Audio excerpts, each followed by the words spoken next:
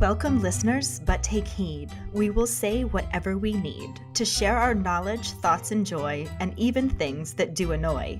So join us now, but be aware.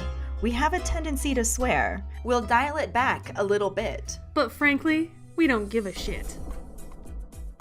Welcome to Just Keep Rolling, a Harry Potter book movie compare and contrast podcast. We are Ellen and Katie. That's me! And we are super excited to bring you the last episode for Harry Potter and the Sorcerer's Stone.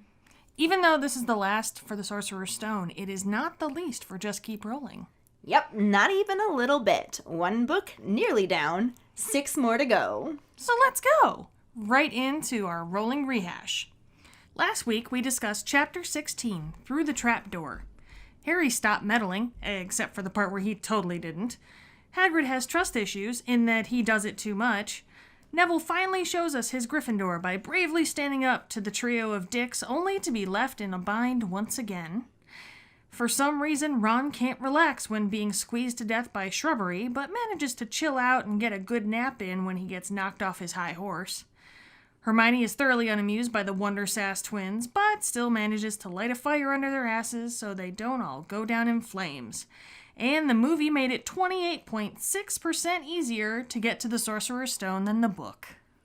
During episode 16, not meddling at all, our Potter pondering was, if you were a teacher at Hogwarts, what would you use to protect the Sorcerer's Stone?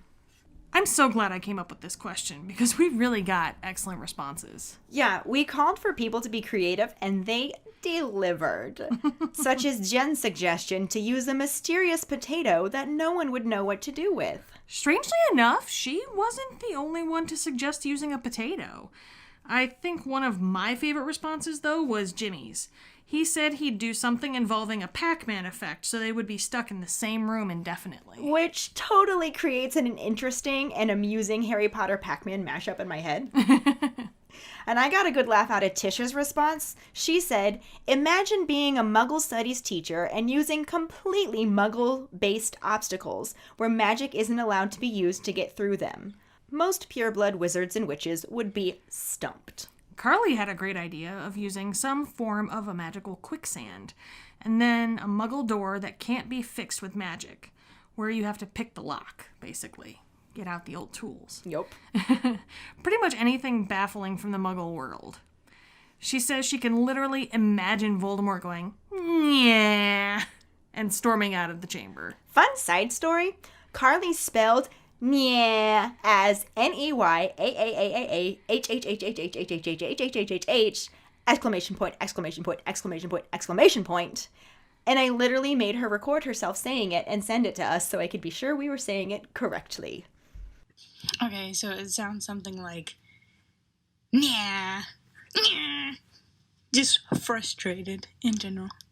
Yeah, yeah, yeah. Something like that. You're welcome.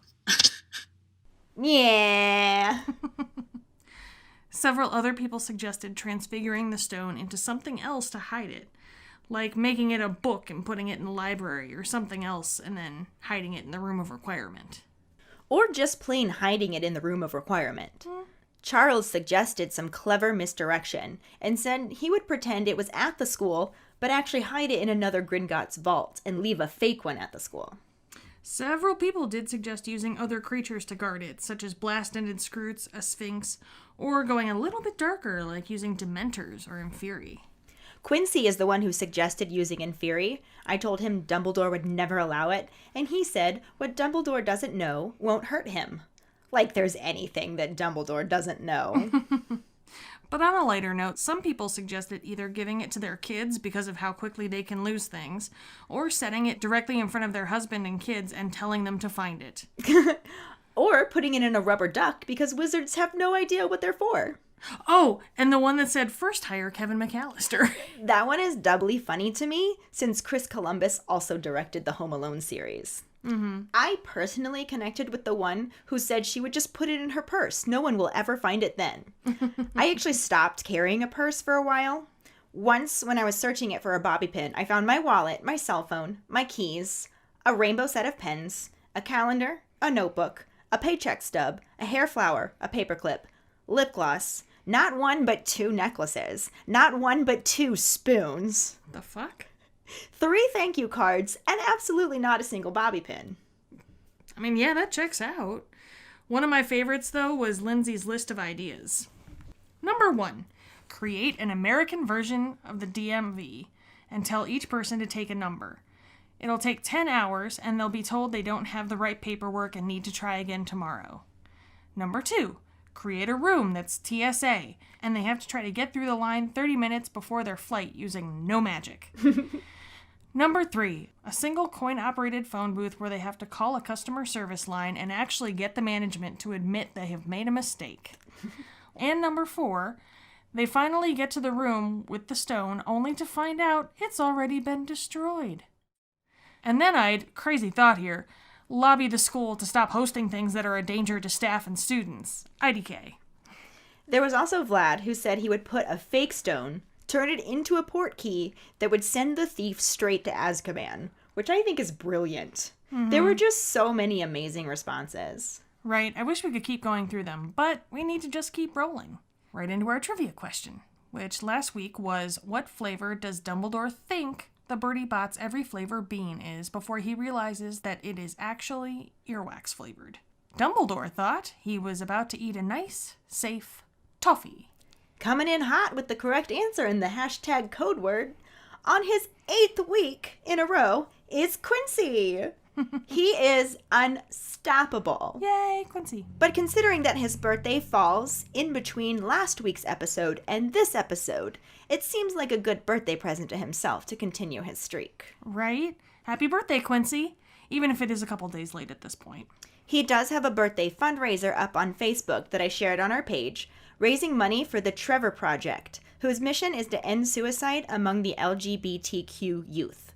So check it out and donate if you can. It's definitely a great cause. Definitely. Let's just keep rolling into Chapter 17, The Man with Two Faces and the corresponding film scenes.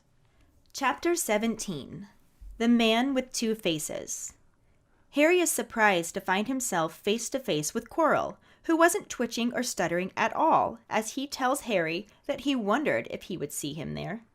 Quirrell explains that Snape made a very convenient cover, because no one would suspect him over Snape. Harry is really confused and wonders why Snape tried to kill him. Quirrell confesses that it was actually him the whole time, and that Hermione had knocked him over and broke his eye contact before he could get him off the broom. Snape had been trying to protect him, and that was also why he wanted to be the referee at the next Quidditch match. Quirrell says that it was all pointless, though, because he was going to kill him tonight anyways, and magically binds him with ropes. He tells Harry that he was too nosy to live, especially after Halloween. Harry realizes that Quirrell had let the troll in, and Quirrell brags about his special gift with trolls. He then tells Harry to be quiet so he can examine the Mirror of Erised, suspecting that it will tell him how to find the stone. Harry decides to distract him from the mirror and asks him a bunch of questions about Snape. He ends up learning that Snape and his father had been in school together and hated each other, so even though Snape was trying to protect Harry, he still despised him. Harry also learns that Snape suspected Quirrell from the beginning and was trying to intimidate him, but couldn't because Quirrell had Voldemort on his side. Harry asked him about the confrontation he overheard in the classroom, and Quirrell actually looks a little scared. He revealed that he had met Voldemort on his travels abroad, and that was when he learned that there is no good and evil, only power and those too weak to seek it. Quirrell has served him ever since then, but ever since he failed to steal the Sorcerer's Stone from Gringotts, Voldemort has kept a closer watch on him and is with him everywhere he goes. Harry remembers seeing Quirrell in Diagon Alley and can't believe he didn't realize it sooner. Quirrell is becoming very frustrated because he can't figure out how the mirror works. Harry knows that more than anything, he wants to get to the stone before Quirrell and thinks that if he can see in the mirror, he could figure it out. He tries to inch closer to the mirror and falls over because of the ropes. Quirrell ignores Harry and asks his master for help.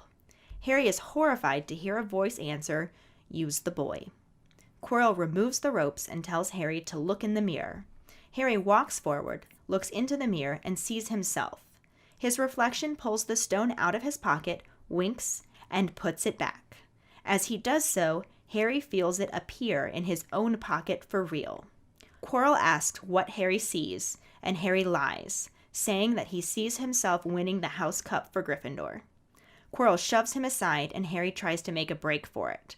Before he gets too far, though, the high voice spoke again, declaring Harry to be lying and asking to speak to him face to face. Quirrell protests, but gives in and removes his turban. He slowly turns, and Harry is shocked to see a face where the back of Quirrell's head should have been. It was white, with red eyes and snake-like nostrils.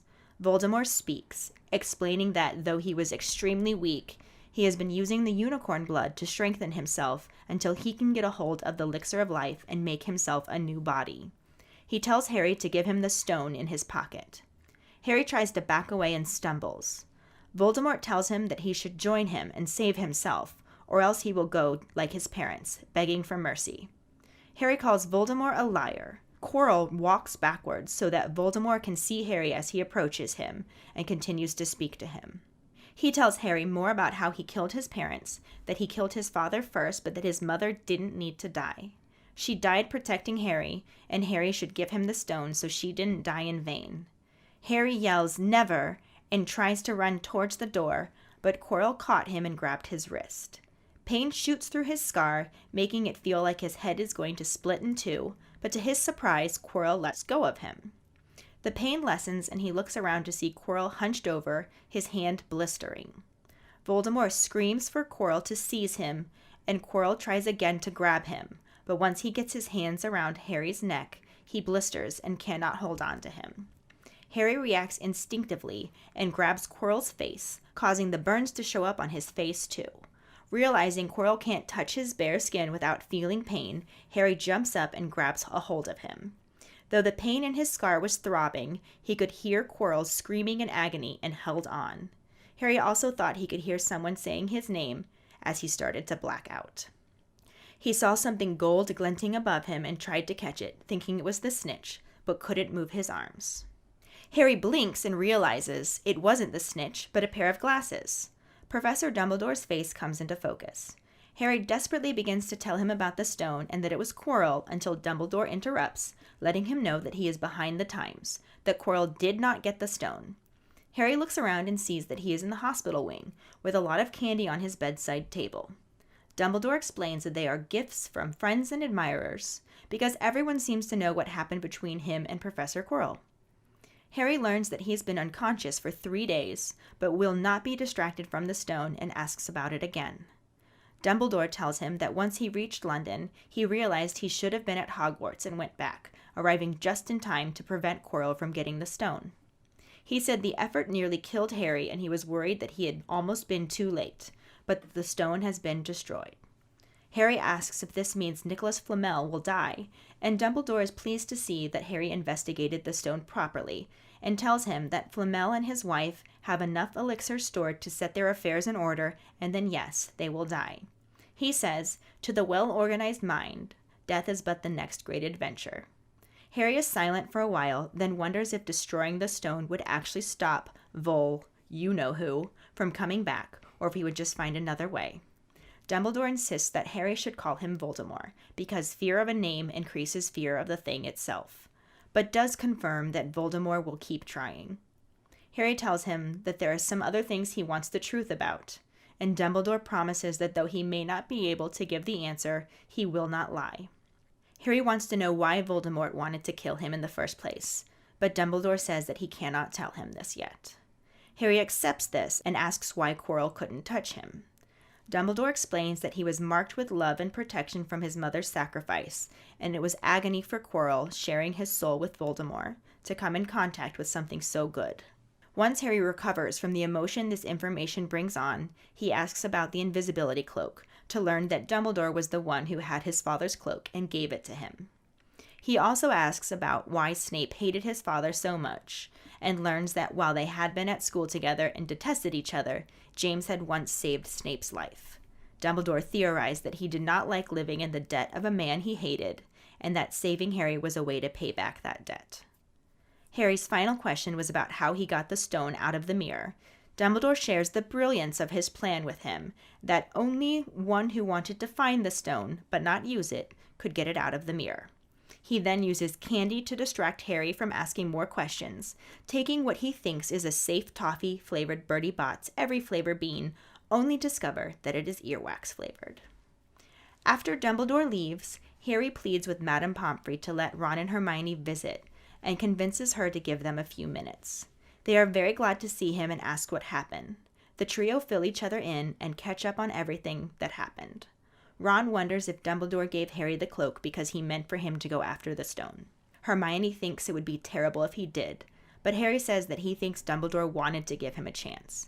He knows basically everything that goes on at Hogwarts and knew they were going to try, so he taught them just enough to help them. Ron thinks Dumbledore is barking mad and tells Harry that he needs to make sure he can go to the feast. He says that Slytherin won, but the food will be good. Then Madame Pomfrey comes back and kicks out Ron and Hermione. Harry gets a good night's sleep and feels almost normal the next day. He asks Madame Pomfrey if he can go to the feast, and she says Dumbledore says he is to be allowed to go. Hagrid comes to visit Harry, and he is distraught that he told Quirrell how to get past Fluffy, and Harry could have died. As he is sobbing with remorse, Harry tries to reassure him that Voldemort would have figured out a way no matter what Hagrid did. Hagrid asks him not to say the name, and Harry yells, "Voldemort," startling Hagrid out of his tears. He calms down enough to give Harry a photo album he made, full of pictures of Harry's parents. That evening, Harry heads to the Great Hall and finds it already full of students and decorated in green and silver. Everyone is staring at him, and he slips into a seat between Ron and Hermione. Dumbledore arrives a moment later and gives a speech before the feast. He announces the house standings. Gryffindor in 4th place with 312 points. Hufflepuff in 3rd place with 352 points. Ravenclaw in 2nd place with 426 points, and Slytherin in 1st place with 472 points. The Slytherins begin to cheer loudly, but Dumbledore says that there are some last-minute points to give out. Ron Weasley earns 50 points for the best played game of chess. Hermione Granger earns 50 points for the use of cool logic in the face of fire. Harry Potter earns 60 points for pure nerve and outstanding courage. The Gryffindors are freaking out because the extra points have them in a tie with Slytherin. Dumbledore quiets the room again and awards 10 more points to Neville Longbottom for the bravery it takes to stand up to friends. As the Great Hall erupts in cheers, Dumbledore claps his hands and the decor changes to scarlet and gold. Snape doesn't seem very happy about it as he shakes McGonagall's hand. More good news comes in the form of exam results. Harry and Ron both pass with good marks, and Hermione is the best in the year. Then, everything is packed up. They are given letters reminding them not to use magic over the holidays, and they are on the train back to King's Cross Station. Ron says Harry and Hermione need to come visit over the summer. As the trio are saying goodbye to each other, the Dursleys show up to get Harry and are very unpleasant. Hermione looks uncertain as she tells Harry to have a good holiday, and is surprised to see Harry's grin. He is certain he will have a good holiday, as the Dursleys have no idea he isn't allowed to use magic. In the movie, when this scene starts out, Harry walks down the stairs, feels a pain in his scar, and is shocked to see Professor Quirrell standing in front of the mirror of Erised. He tries to protest, saying that he thought it was Snape, but Quirrell, speaking without any stutter at all, says that, yes, he does seem the type. Next to Snape, who would suspect him? Harry questions why Snape tried to kill him at the Quidditch match, and Quirrell tells him that it was actually he who tried to kill him. That if Snape's cloak hadn't caught fire and broke his eye contact, he would have succeeded, even with Snape muttering the counter curse. Harry is super confused that Snape was trying to save him, but is distracted when he realizes that Quirrell let the troll in on Halloween. Quirrell admits that he tried to get the stone that night, but Snape stopped him and never trusted him from then on, keeping a very close watch over him and never leaving him alone. He turns back to the mirror, saying that Snape doesn't understand, that he is never alone, and the pain in Harry's scar intensifies. Quirrell turns his attention to the mirror and says he sees himself holding the stone but doesn't understand how to get it. A disembodied voice says, "Use the boy," and Quirrell yells at Harry to come to him. Harry slowly approaches the mirror and sees his reflection pull the Sorcerer's Stone out of his pocket, wink, and put it back in. Harry realizes the stone is now in his pocket for real, and he lies to Quirrell, saying that he is shaking hands with Dumbledore because he's won the House Cup. The creepy voice whispers that he lies, and Quirrell demands he tell the truth. Harry just looks at him, and the voice asks to speak to him. Quirrell says he isn't strong enough, but the voice insists, and he removes his turban. In the reflection of the mirror, we see a horrifying face come out of the back of Quirrell's head and address Harry, who realizes that it is Voldemort. Voldemort tells Harry that he has become a parasite who must rely on the others to survive. Unicorn blood helps sustain him, but to get a body of his own, he needs what is in Harry's pocket. Harry immediately tries to run, but Quirrell snaps his fingers and flames spring up around the room, blocking the exit. Voldemort uses this opportunity to try to convince Harry to join him, and Harry yells, "Never!" Voldemort laughs and comments on how brave his parents were too, and tells Harry that together they could bring his parents back. All he asks for is something in return. An image of his parents is reflected to Harry in the mirror. He pulls the stone out of his pocket and looks at it. Voldemort says there is no good and evil, only power and those too weak to seek it. He demands the stone, and the vision of Harry's parents fade. Harry calls Voldemort a liar, and Voldemort calls for Quirrell to kill him. Quirrell flies forward, knocks Harry back, and gets a hand around his throat. Harry grabs a hold of Quirrell's hand, causing Quirrell such pain he releases Harry, backing away with his hand turning to ash and crumbling away. Voldemort orders him to get the stone, but before Quirrell can get to it, Harry runs up to him and places both of his hands on Quirrell's face, which also ashes up and crumbles to nothing. Quirrell's clothes collapse to the ground in a cloud of ashes, and Harry picks the stone back up. Behind him, Voldemort's spirit launches through him and out of the chamber, leaving Harry unconscious. Harry wakes up in the hospital wing and finds his glasses on the bedside table, along with many cards and a lot of candy. Professor Dumbledore approaches and explains that they are tokens from his admirers. Harry is surprised to learn that he has admirers, and Dumbledore explains that everyone knows what happened with Quirrell. After Harry makes sure Ron and Hermione are okay, he asks about the stone, and Dumbledore reveals that he and his friend Nicholas Flamel had a chat and agreed that it is best to destroy it. Harry asks if that means Flamel will die, and Dumbledore tells him that he has enough elixir left to set his affairs in order, but then yes, he will die. Harry then asks how he got the stone, and Dumbledore explains that only a person who wants to find the stone but not use it would be able to get it, and calls it one of his more brilliant ideas. Harry wants to know if that means Voldemort can ever come back, but Professor Dumbledore says that there are still ways he could return. He explains to Harry that Professor Quirrell couldn't bear his touch because Harry's mother sacrificed herself to save him, and that leaves a mark. Harry initially thinks he means his scar, but Dumbledore corrects him, explaining that it is love. As he gets up to leave, Dumbledore notices Bertie Bott's every flavor beans and tells a story about losing his liking for them because he came across a vomit-flavored one in his youth. He decides he will be safe with a nice toffee and eats it, only to find that it was earwax-flavored. Harry leaves the hospital wing and finds Ron and Hermione waiting for him. They are never better. Cut to the end of the year feast. The hall is decorated with silver and green Slytherin hangings and full of chatter. Professor McGonagall clinks a spoon against her glass, and Dumbledore stands to speak. He shares the house standings. Gryffindor is fourth with 312 points, Hufflepuff in third with 352 points, Ravenclaw in second place with 426 points, and Slytherin in first with 472. The Gryffindors all look pretty bummed as Snape and the Slytherins enthusiastically clap and cheer.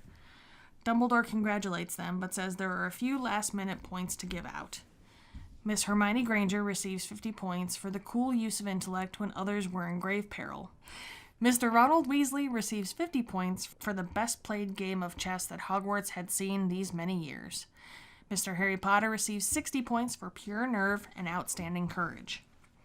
Hermione points out that they are now tied with Slytherin, and Dumbledore announces that he also awards Neville Longbottom 10 points for the bravery required to stand up to friends. Now the Gryffindors erupt into cheers, and Dumbledore claps his hands, changing the Slytherin hangings to scarlet and gold Gryffindor hangings, announcing that Gryffindor wins the House Cup. Everyone but Slytherin celebrates. The scene changes and everyone is loading up the train, getting ready to head home.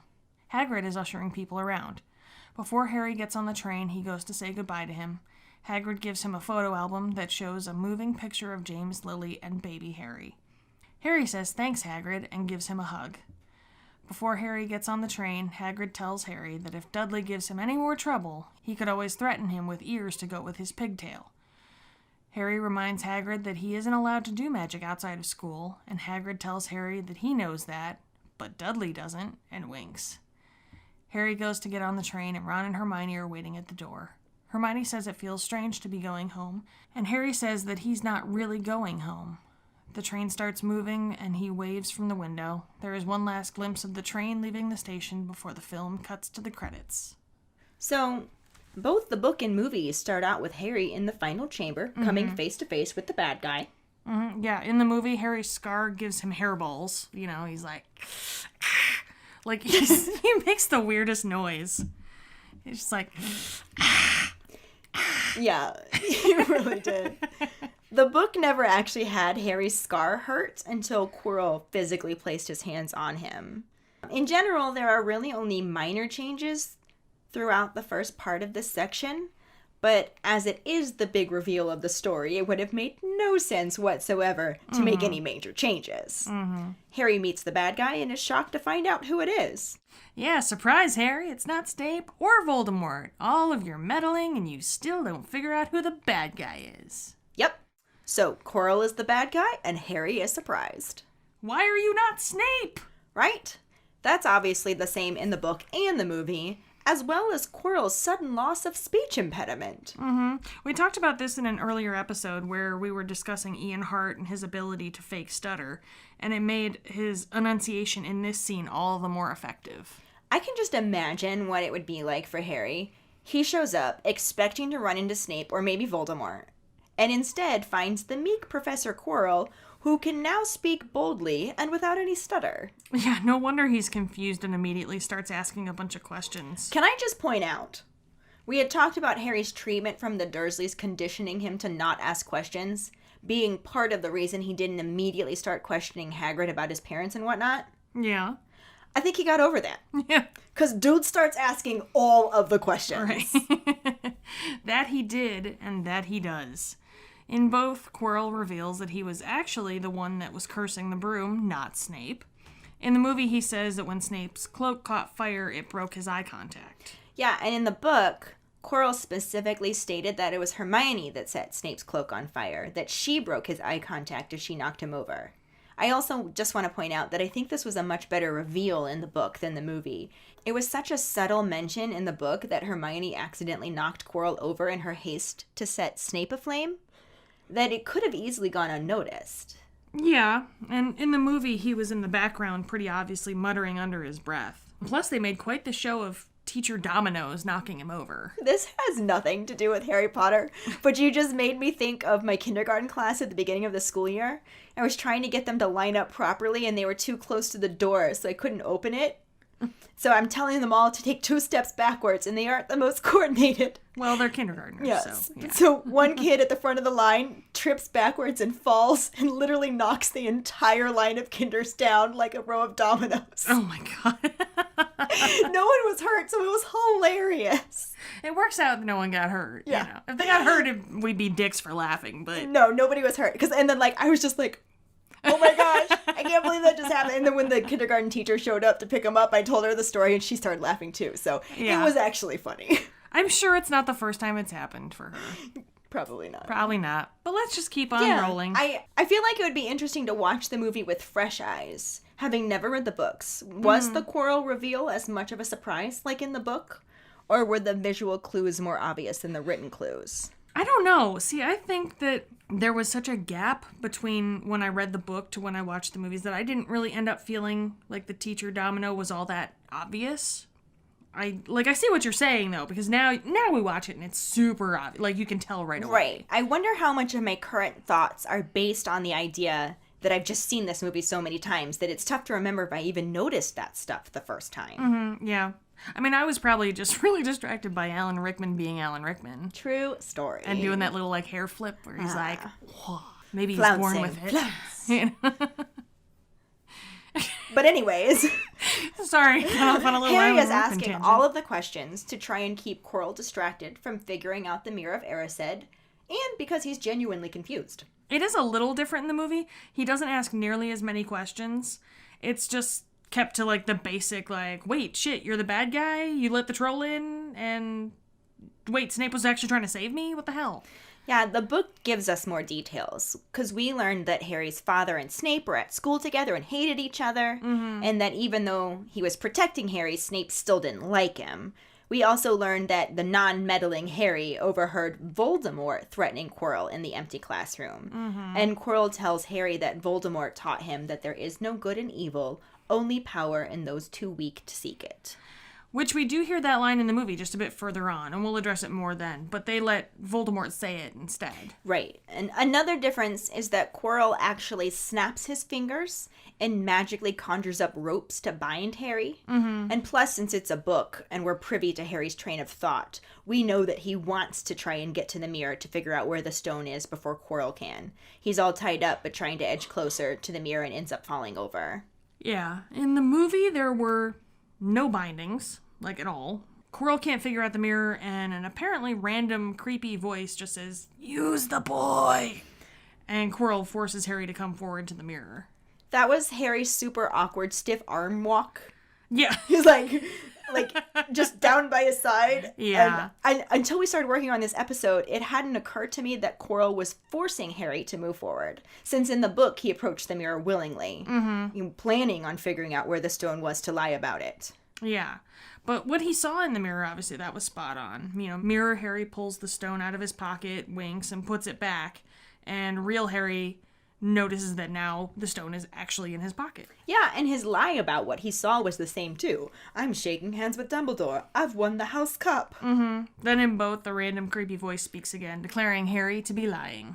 Yeah, though I think the movie disembodied voice is a bit quicker on the uptake than book disembodied voice.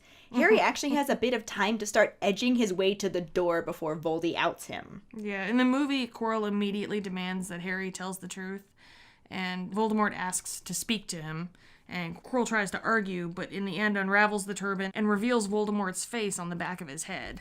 I'm not gonna lie, I kind of wish that Voldemort's voice had been muffled before the turban was removed. Like, where's the boy? Oh my god. That's hilarious. Like, let me speak to him. What? Let me speak to him. What? Let me speak to him. What? Oh, for God's sake, let me just take this thing off. Yes. And this is where it starts to change from the book somewhat. When Quirrell removes the turban, he turns around so Voldemort is facing Harry to speak to him. The movie actually gets a little more artsy with this, and it has us seeing Voldemort's reflection in the mirror, so we can see his and Quirrell's face at the same time. And this is also the part where Voldemort says the line about good and evil, which I think kind of makes sense. Even though the book has Quirrell saying it, it was originally Voldemort's words. Yeah, as nitpicky as I am, it didn't bother me that much. It almost felt like it was paying homage to the book. And I agree that it did make sense, considering that Voldemort was trying to convince Harry to join him. Yeah, I mean, if it worked on Quirrell, why not try it again? Oldie but a goodie. And he did try to convince Harry to join him and save himself in the book, too. But it seemed like a more half-hearted effort compared to the movie. That was about all he said. Join me and save yourself so your mother, that I killed, doesn't die in vain. Yeah. He didn't say the that I killed part. I ad-libbed that. Yeah, I gotcha. Thanks for explaining that. Yeah, they had Movie Voldy try to sell it a bit more. He even tried to tell Harry that together they could bring his parents back, and tempted him with parental reflections. But before he could seal the deal, he cut his nose off to spite his face, and his anger and desperation for the stone showed Harry that it was nothing but false promises. He's a liar! But cutting off his nose to spite his face, really? Oh, come on, that's really clever. That's clever. I suppose... You wish you would have thought of it. I suppose it could totally explain what happened to his face after this film. At least this Voldy had vaguely red eyes, but really, what was up with that nose? I still think his eyes could have been redder. I mean, that's not how I imagined it, but let's just keep rolling. Okay. We were talking about Voldemort trying to convince Harry to join him, and I think it was an interesting addition to the movie. I think trying to entice Harry is completely within Voldemort's character, though I don't think Harry would have ever been even a little bit tempted. And I feel like the movie had that moment where he was looking at his parents' reflection and possibly considering what he would do to get them back. Yeah, it definitely just added a bit more drama to the scene. That it did, along with the next part. In the book, when Harry refuses to join him and tries to make a run for it, Quirrell runs after him and grabs him by the wrist and has to let go because his hand is blistering. And this is also when Harry actually feels that pain in his scar. Oh, yeah. Yeah, the movie is way more dramatic than that. Harry tries to run and Quirrell snaps his fingers and makes fire blocking the exit. Then the leapfrog champion of 1992 flies at him and grabs him by the throat. And blisters? I think not. Let's just disintegrate this bitch's entire hand, shall we? Another change is that in the book, Quirrell couldn't touch Harry without experiencing the blisters and the pain. Mm-hmm. But in the movie, Quirrell got his hand all up on Harry's neck and didn't start sizzling until Harry grabbed his hand trying to remove it. Yeah, the movie did make it about Harry's touch rather than touching Harry. Phrasing? Are we still doing phrasing? Did you want to reword that? No, you know exactly what I meant. Let's just keep rolling. Don't focus on it so much. In both, Voldy has no sympathy for the asshole. Ashhole. Voldy has no sympathy for the asshole, though in the movie he specifically orders him to get the stone. Yeah, and in the book, he sends him after Harry. The Ashhole gets his hands around Harry's neck, but still can't hold on. You're going to get on me about cutting his nose off to spite his face, and then you're going to do Ashhole. Really? Uh-huh. Harry grabs his face and holds on with all he's got, even though he is feeling a horrible pain in his scar. Quirrell's face is blistering and burning, and Harry is losing consciousness, though he can hear Quirrell screaming and thinks he hears someone calling his name.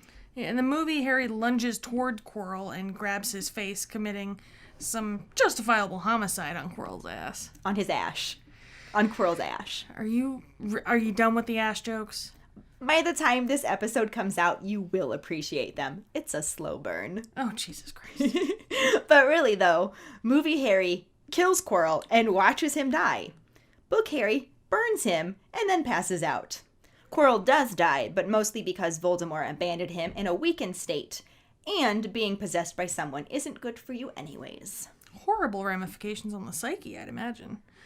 But after Harry kills Quirrell, Spirit Voldy rises from his body and flies right through Harry, and this is what leaves Harry unconscious, it seems. But in both, he wakes up in the hospital and is greeted by Dumbledore. Sure. However, I start to get really nitpicky at this point because, again, I think the writers messed up movie Dumbledore. Pick those nits, girl. Oh, I will pick them. I'm a picker. In the book, Dumbledore lets Harry ask a bunch of questions and explains everything, save for why Voldemort wanted to kill him in the first place. Yeah, there's no talk about this in the movie at all. Dumbledore does let Harry ask some questions, but they're centered around the stone, Nicholas Flamel, and why Quirrell couldn't stand Harry's touch. It doesn't go really beyond that. Yeah, I feel like they had a very similar conversation, but that the movie was so watered down from the book that it lost a lot of the meaning and also hindered understanding of the deeper themes. It also took away from Dumbledore's omniscient quality and the implication that he intended Harry to go after the stone. For one thing, he gave Harry the invisibility cloak, and they never even mentioned that in the movie. Mm-hmm. For another, in the book, he was pleased that Harry had investigated properly and learned about Flamel, whereas in the movie, he's the one who brought up Flamel. He also didn't get to say, "To the well-organized mind, death is but the next great adventure." I missed that line. Yeah. I like that line a lot. But I mean, I kind of feel like in the movie, and this doesn't make it okay, mind you, like with the cloak. You assume that Dumbledore's the one who gave him the cloak. Who else would have given him the cloak? Hagrid would have signed his name to the damn thing, and didn't have such pretty handwriting either. McGonagall, why would McGonagall give him an invisibility cloak to break some rules with? Right, but with I feel like owls being able to deliver letters, it could have come from outside of Hogwarts as well. True, but even then, who would have done that? Who would have sent it? I mean, I feel like, again, this doesn't justify it. I think this is still kind of stupid, but... Right, and I see what you're saying, that should have been kind of obvious, but the fact that they went as far as to have the note saying, "Your father left this in my possession," and then never closed that. Yeah. There was no closure on it. It's just like, we're going to introduce this concept and then just leave it hanging. Oh, honey, we have so much more non-closure. Oh, I know. I'm going to issues pick to go the through. shit out of this. They also never even addressed the fact that Snape completely hates Harry, yet was trying to save him. Plus, it omitted a part that cracked me up. When Harry refers to him as Snape, and Dumbledore corrects him saying, Professor Snape. And instead of actually showing Professor Snape some respect, Harry just says, yeah, him. I mean, for that, they could have just been trying to keep Snape in that gray area and not reveal too much about him, I guess. Yeah, I see what you're saying there, but I just feel like that's shitty writing. I don't disagree with you there. But at this point, they probably didn't realize how much of a role Snape would play in the future to include things like that. Yeah. Or maybe they thought they could throw it in another one where it might make more sense. And that's a good point. Sometimes I wish they had waited until more of the books were out before they started writing screenplays. Yeah. Though then you'd have the butterfly effect and nothing about them would be the same. And we have already come to the conclusion that we are quite happy with the actors they chose, and we wouldn't want that to change, which it would if they would have waited. For sure. I derailed us again. So back to the chapter at hand. What? Okay. In both, Harry asked how he got the stone out of the mirror, and they kept that explanation the same, pretty much. Right down to Dumbledore declaring it to be one of his more brilliant plans, because he's very modest like that. Oh, extremely. This isn't a comparison between the two so much, but one thing I did notice here is that Dumbledore specifically said that only someone who wanted to find the stone but not use it would be able to get it. He said otherwise they would see themselves making gold or drinking the elixir of life. The book specifically stated that Quirrell saw himself presenting the stone to his master, which isn't actually using the stone. That's an interesting thought. I mean, maybe since Voldemort was possessing Quirrell, he would have had to drink it regardless, like with the unicorn blood. So it was one and the same and counted as him wanting to use it? Because they were like the same person? I mean, that's probably the case. I just got a little nitpicky about the wording. What? You? Nitpick? That's silly. You're silly today. Another thing that I got a little nitpicky about. What? Is in the book, before Harry asks all his questions, he tells Dumbledore that he has them and wants the truth. Dumbledore promises that he won't lie, but after going through the rest of the series, I always felt kind of like he did lie about Snape's motivation for trying to protect Harry. And we will discuss this more in the future, but I think at the very least, Dumbledore took some creative licenses explaining why Snape would protect Harry when he despised him so much. I mean, isn't that just kind of, how do I put this? Dumbledore? Perhaps. I'm more inclined to defend him than vilify him, though. That very well could have been Dumbledore's own assessment of Snape's action, and even though he knows there's more to the story, he could honestly believe that that was part of it, too. Maybe. I was just really glad that they included the Birdie Bots bit, which was our trivia question this week. I was honestly a little disappointed in Dumbledore's alas earwax. Yeah? The book described him as choking it out, and I imagined a bigger reaction than what the film did. Yeah, he just he kept eating it. Why would you keep eating earwax? earwax? And he did that, and it almost sounded like you smack your lips in usually an enjoyment of something. Not necessarily. I mean, that didn't really bother. That part didn't bother me personally. But it was almost like a alas, earwax. It's the only time I'm going to critique the way that Richard Harris delivered a line as Dumbledore. I do think normally I didn't like the lines, but in this moment I didn't like his delivery of it. I do think they could have thrown a little extra humor. I think it would have been kind of hilarious if he would have just taken it out of his mouth and put it under a desk or something, put it under the table. Yeah, because you have the visual aspect. It'd be hilarious. Taking it out of his mouth. Alas, earwax. I'm just gonna stick that there. But no, they can't do that, obviously. The movie just goes straight from that conversation with Dumbledore to Harry leaving the hospital and finding Ron and Hermione waiting for him. Yeah, and this omitted them visiting him in the hospital, as well as Hagrid coming to visit him and giving him the photo album. Mm-hmm. They do show that in the very last scene, though, so at least we didn't miss out on it completely. Yeah, and honestly, this cut didn't bother me as much, since the conversation among the trio would have literally just been a recap of what we just watched happen. Mm-hmm. So it really wasn't necessary to show. Yeah, movies don't usually do conversations about what the audience already saw, especially not when they are cutting things they shouldn't have for time. Like, I would have been pissed if they had a pointless recap scene just because it existed in the book, when they've left out fucking Peeves. I agree, though I did find it really interesting the way Ron and Hermione reacted to learning that Dumbledore left Harry the invisibility cloak.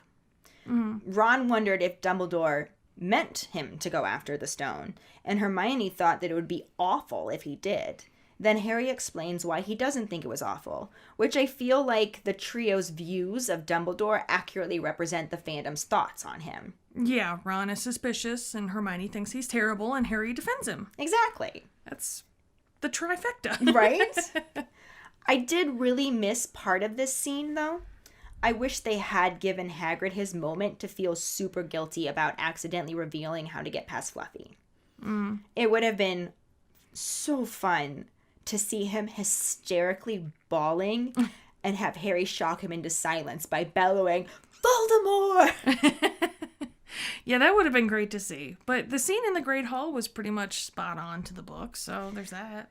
Yeah, the green and silver Slytherin decorations, Dumbledore's speech, and they even used the exact scores, standings, and points from the book, too. They couldn't use Dudley's exact number of presents, but they got the exact number of house points right, so there's that. There's something. Yeah. Did you notice, though, that in the movie, Dumbledore awarded points to Miss Hermione Granger, Mr. Ronald Weasley, Mr. Harry Potter, and then Neville Longbottom. Oh yeah, poor Neville doesn't get a title, just significantly less points than the others. Right. Though I do love that Dumbledore saved him for last, making his points the tiebreaker. I think that was such a sweet thing for him to do. Definitely, yeah. Make Neville the hero for once, you know? Though how funny would it have been if Dumbledore did the math wrong and Gryffindor still didn't win? Yes, I can just see it. Dumbledore's all like, if my calculations are correct, a change of decoration is needed. And Snape is saying, Professor, no, Slytherin is still the winner. And Dumbledore just thinks he's being a sore loser. And then you have McGonagall in the background. And she can clearly math, obviously, because she's McGonagall. So she's absolutely aware that Gryffindor didn't win and going through a struggle. Like, does she tell him? Honesty wins out. She leans forward and whispers into Dumbledore's ear, you know. And then Dumbledore squints down at a blank napkin and pretends that he wrote the points on it and says, I can't read my own writing. Neville was supposed to get, 2 plus 4 plus carry the 1. 17 points. Yes, that was a 17, not a 10. That would have been almost as good as Nazi von Douchebag II's puppy dog face when he realized that Gryffindor actually beat them. I also loved the visual of the whole Great Hall cheering and throwing hats up in the air when everyone at the Slytherin table is just dejectedly sitting there in silence. Yeah. Even though I'm willing to admit that it's a total dick move to let Slytherins think they won and award points at the very last second to change the standings. Harry was in the hospital for multiple days. There was plenty of time to give those points out and crush Slytherin's hopes a little less publicly. Right. It was a dick move. I mean... It really was. I'm trying not to be, like, super Slytherin here, but, like, we won. We won fair and square. There should have been a cutoff point of, like... You can't award points at the goddamn leaving feast when all of our decorations are already up. Because fuck you, that's why. But alas, Dumbledore does whatever the fuck Dumbledore wants. Bastard. But we can at least get some enjoyment out of the fact that it was exactly like it was in the book. So there's that. Then the movie cuts to everyone loading the train. And Harry finally gets the photo album from Hagrid, which, single tear, you know. No guilt from him, though. We just see the one picture of baby Harry with James and Lily, and then Harry and Hagrid say goodbye. I am so glad they didn't cut out the album. Right. Because it's about damn time that Harry gets some pictures of his parents. Mm-hmm. And then Hagrid puts out his hand to shake Harry's, who initially takes it, but then is just like, brothers don't shake hands. Brothers gotta hug. Though this is not quite how it was in the books.